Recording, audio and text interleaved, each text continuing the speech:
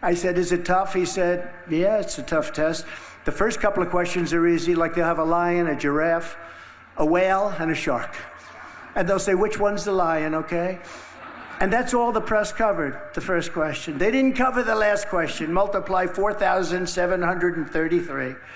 Multiply times 7, divide, without paper and pencil, by the way, divide it by 4, add up another 37 and a half, 0.5, I remember that.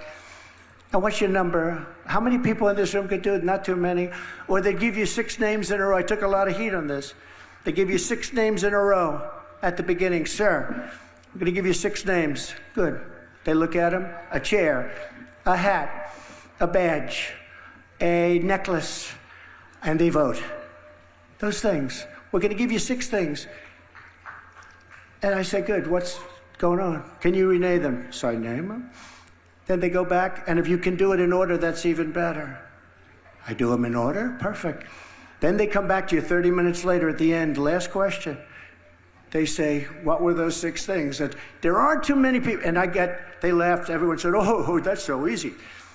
There's only about 2% of this room can do it, but I did it. I did it very easily, but I got mocked. They said, oh, that's so easy. It's not easy. It's not easy. Go home and try doing it, okay? Go home. That's Donald Trump speaking in Las Vegas, Nevada, about how tough the cognitive tests are that he keeps on taking. This is part of his stump speech. He goes around the country talking about how hard it was to take these cognitive tests and how great it was that he passed them. How unhinged, how disturbing, how embarrassing. I'm Ben Meiselas. This is the MeidasTouch Network. Let's take a look at one of the most unhinged speeches I've seen yet. Each one of these gets worse and worse, and this one in Vegas was just something else. Here, Donald Trump says there's no way he could have dementia because of his genes. There's someone in his family who went to MIT, who taught at MIT, so therefore, he cannot have dementia, he says. Here, play this clip. Texas, and I said to him, you know, Ronnie, I'd like to take a cognitive test. I never heard of it before, but whatever it is. I like tests. I've always liked tests. Tests are very interesting. And, you know, I had an uncle. He's the longest serving professor, Dr. John Trump, in the history of MIT. Same genes. We have genes. We're smart people. We're smart people, you know? We're like Mr. Lieutenant Governor, we're like racehorses, too. You know, the fast ones produce the fast ones, and the slow ones doesn't work out so well, right?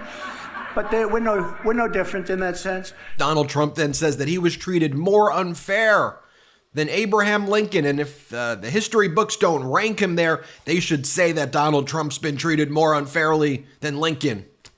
Play the clip. Somehow, it all works out.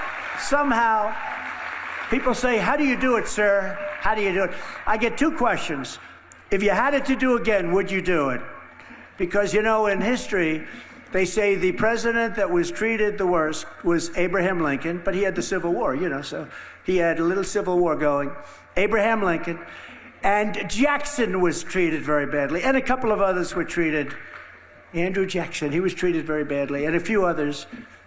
And I haven't seen the new list, but if I'm not number 1 over Abraham Lincoln, I will be very disappointed because I don't believe any president's ever been. Here, Donald Trump praises MAGA Mike Johnson for blocking the bipartisan border deal, the toughest border deal in recent American history that both Democrats and reasonable Republicans have agreed to together. Has all the points that we've heard all of these Republicans talking about.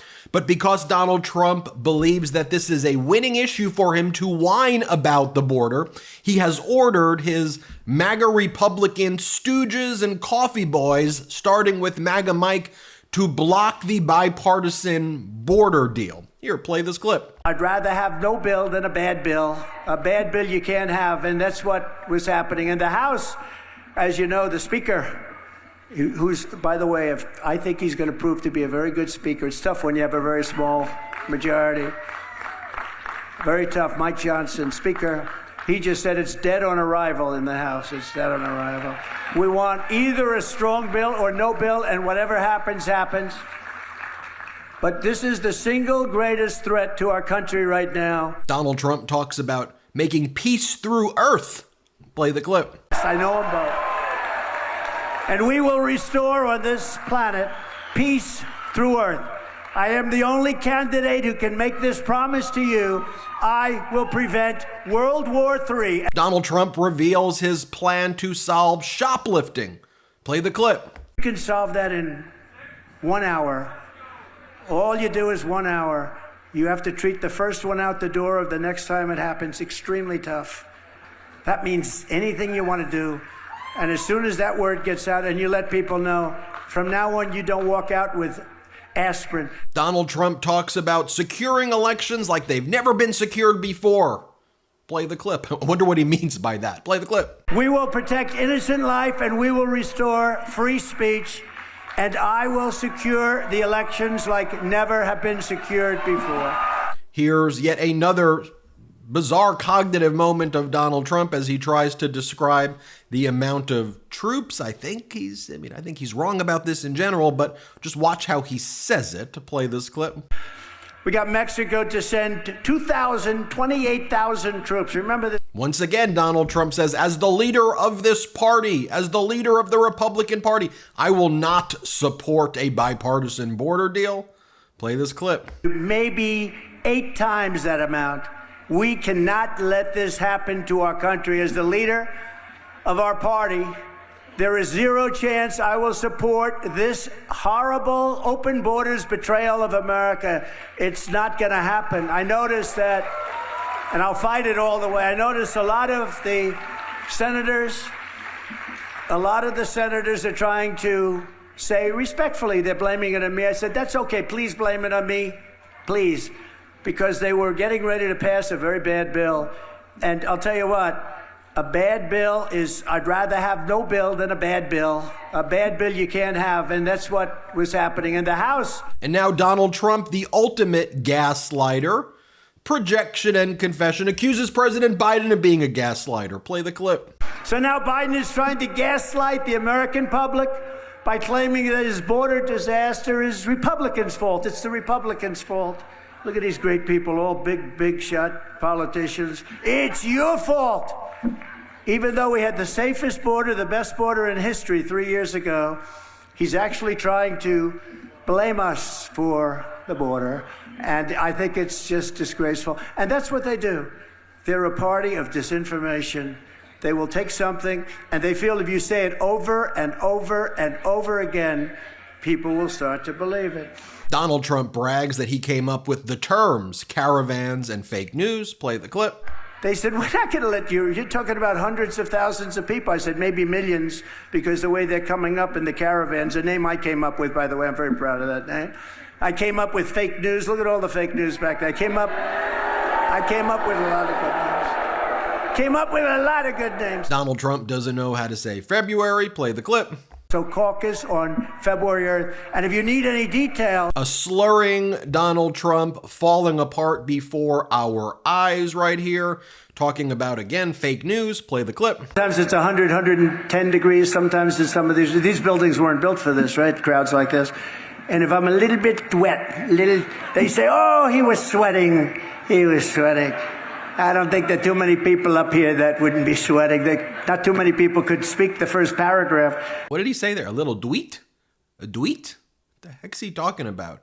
Here he says something about a Tapata Bill, Joe, thugs. Are there what's he? Again, just play the clip. By far. And so remember that when you go to the polls, and especially when you go in November. But on top of it all, Crooked Joe, and I call them thugs. They're persecuting Catholics. Anybody in here Catholic? And look, Nikki Haley is going on the offensive here. She's speaking in South Carolina to a packed crowd. And here Nikki Haley talks about how unhinged Donald Trump is. Play the clip.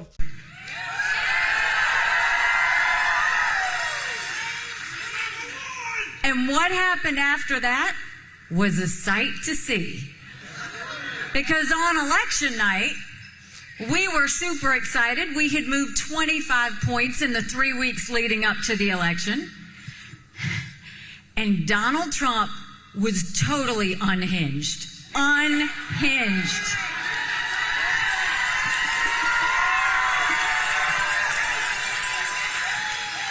He was a bit sensitive, and I think his feelings were hurt, but he threw a temper tantrum out on stage, seriously, threw a total temper tantrum, and was talking about revenge.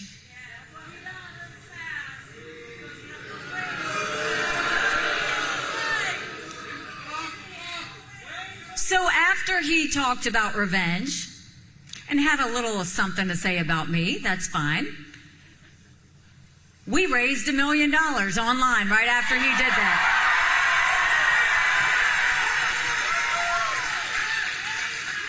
Then the next day, Unhinged again says, for anybody that supports Nikki Haley, you will be barred from MAGA.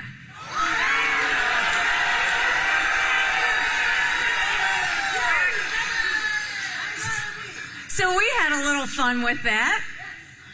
We started selling t-shirts that said barred permanently.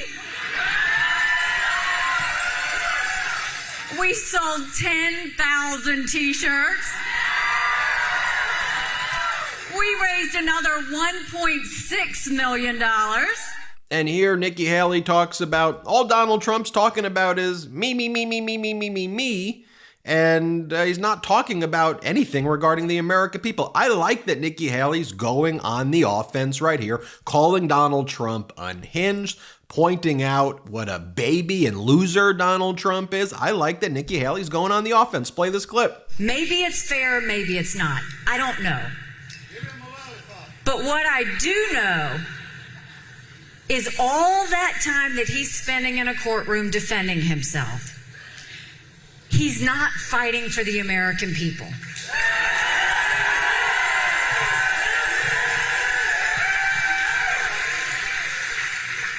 Like he did on election night in New Hampshire. Like he's done on his Twitter feed since he got the verdict. He has not once talked about the fact that he put us $8 trillion in debt in 4 years that our kids are never going to forgive him for. Oh, and Nikki Haley says, yeah. And by the way, Trump tried to push people at the RNC to say that he should be the nominee. And when that didn't work, guess what? We raised another $1.4 million. That Nikki Haley's got some momentum right now. Play this clip. Then he came out and he pushed the RNC and his people at the RNC to say that he should be the nominee and that they should push me out.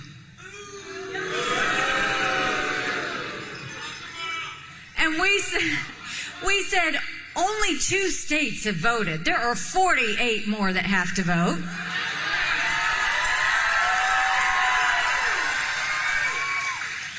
No matter what Donald Trump thinks, he can't bully his way to the White House. It's not going to work.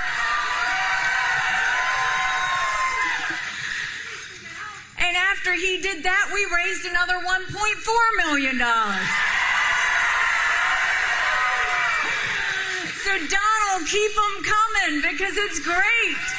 I mean, look, the contrast there between Donald Trump and Nikki Haley could not be more stark. And look, I understand, obviously, the criticisms of Nikki Haley. But right now, her talking about Donald Trump's unhinged nature and going across the country and doing that, and doing it in the way that she's doing it, kind of powerfully and calling Trump out, you know, that's something to behold right there. I'm liking that right now. Tell me what you think in the comments below. We're on our way to 3 million subscribers thanks to your support. Check us out at patreon.com/MeidasTouch. Have a great day. Love this video? Make sure you stay up to date on the latest breaking news and all things Meidas by signing up to the MeidasTouch newsletter at MeidasTouch.com/newsletter.